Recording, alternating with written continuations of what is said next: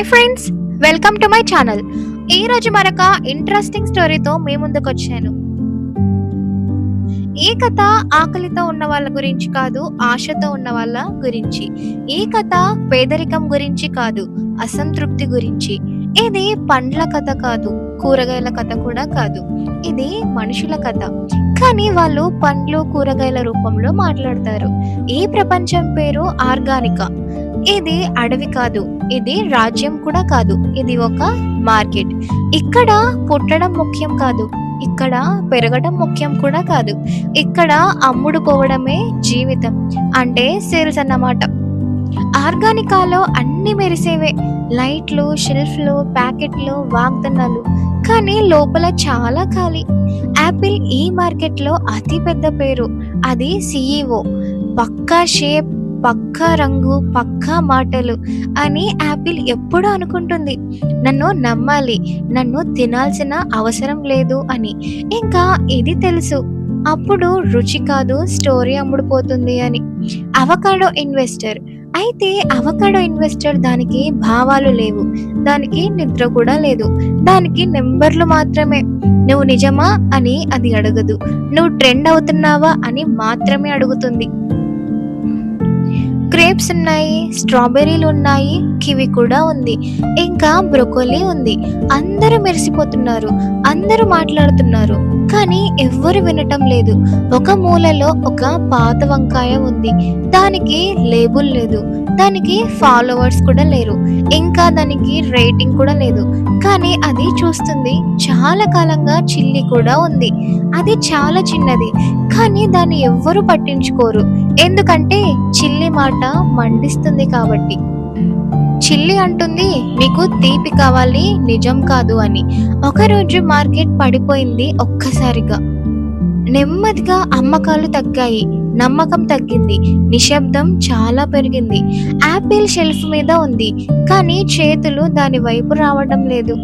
Apple మొదటిసారి భయపడింది. ఇంత మెరిసినా ఎందుకు ఎవ్వరూ తాకడం లేదు అని. అవకాడో నెంబర్లు చూస్తుంది, గ్రాఫ్ పడిపోతుంది. అవకాడో చెప్తుంది, మార్కెట్ మారిపోయింది అని. ఇంకా చిల్లి నవ్వుతుంది, కాదు, మనం బయటపడ్డామని. అప్పుడు గ్రేప్స్ ఒకరినొకరు చూస్తాయి, మనం ఖరీదైన వాళ్ళం కదా అని. స్ట్రాబెర్రీ అంటుంది, మనం అందమైన వాళ్ళం కదా. ఇంకా వంకాయ మౌనంగా అంటుంది, ఆ రోజు మొదటిసారి ప్రజలు ప్యాకెట్ తెరిచి చూస్తారు, లోపల ఏముంది అని. అక్కడే అసలు సమస్య మొదలైంది. యాపిల్ రాత్రి నిద్రపోలేదు. అది అనుకుంది, నేను అబద్ధమా లేదా ప్రజలే మారిపోయారా అని.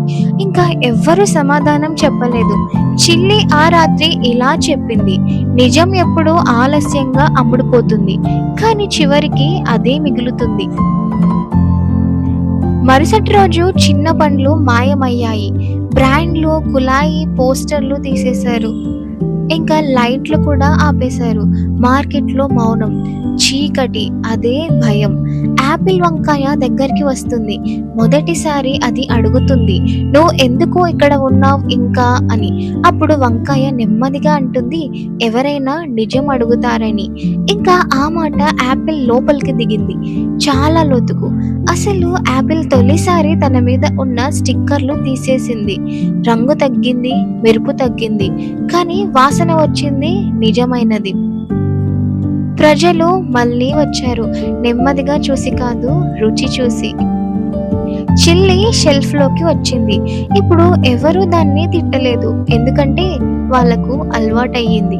నిజానికి ఆర్గానికా మారిపోయింది. ఇప్పుడు ఎవరు ఎక్కువ మెరుస్తారో కాదు, ఎవరు ఎక్కువ నిలబడతారో అనేది ముఖ్యం. వంకాయ మళ్ళీ మూలలోనే ఉంది, కానీ ఇప్పుడు ఎవరు దాన్ని చిన్న చూపు చూడరు, ఎందుకంటే అది ఎప్పుడూ నిలబడే ఉంటుంది కాబట్టి. చివరి మాట, ఈ కథ నీతి కాదు, ఇది ఒక హెచ్చరిక. బ్రాండ్ నిన్ను అమ్ముతుంది, విలువ నిన్ను నిలబెడుతుంది. అబద్ధం వేగంగా ఎదుగుతుంది, కానీ నిజం నెమ్మదిగా గెలుస్తుంది. మార్కెట్ మారినప్పుడు కాదు, మాస్క్ పడిపోయినప్పుడు మనిషి కనిపిస్తాడు. ఈ కథ పండ్లది కాదు, కూరగాయలది కూడా కాదు, ఇది మనది. మీకు ఇంకా ఇలాంటి స్టోరీస్ కావాలి అంటే నా ఛానల్ని సబ్స్క్రైబ్ చేసి అలాగే బెల్ ఐకాన్ని కూడా క్లిక్ చేయండి. షేర్ చేయండి, లైక్ చేయండి. Thanks for watching.